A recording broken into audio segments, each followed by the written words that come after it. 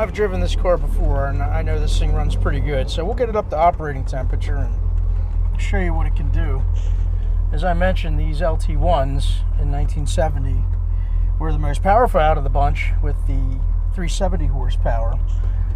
And that's because they had 11-to-1 compression and, you know, very, very aggressive cam. So these engines really, this 70 LT1 car, these things pull like big blocks. And if you've never had the pleasure of having one, it's really quite a visceral sensation, because it's surprising how, you know, how torquey these things were, and how high revving they are as well. It's really just a pleasant car to drive. You know, if you like that old school high revving small block, there's not much other than a 365 horse 327 that, you know, will run nearly the same way. So we're running good gas in this thing. It's got the Sunoco, you know, high octane, and that's what these things really need to run correctly. You're not going to get away with just straight 93 in one of these things. Now, we've gone through this car with you know, with some mechanical work for the prior owner, and this car runs out nice. It drives nice and straight. This thing is a legit LT1. This thing runs, drives, and handles like it should. It's got decent tires on it, radial, so it's going to get a little bit better, you know, road feel, etc. And it's a pleasant car. It's a pretty authentic car too, you know, especially as you can tell on the inside here. All this is, you know, all original pieces in here, which is, you know, fairly unusual.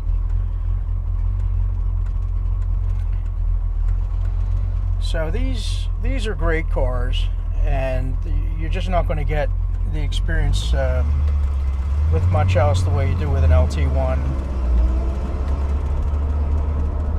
Actually started off in third gear there. They're torquey.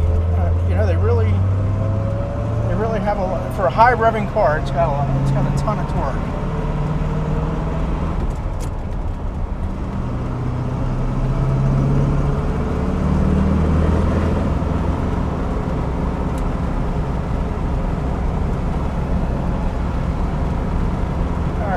We're up to pretty good temperature here now. It is pretty cold out, so we're not going to get a whole lot above 185 or so, is where we're at now.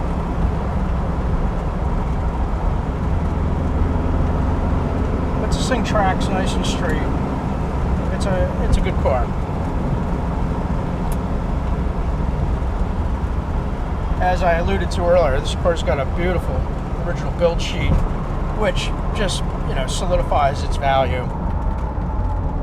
There's not a lot of these cars out there that, you know, have all the provenance with original components, engine, and, you know, then it's, you know, beautiful tank sticker like this one has.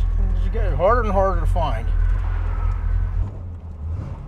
It's important to me that a car like this can actually, you know, run up the red line, because if it can't, what's the joy of owning it? All right, here we go.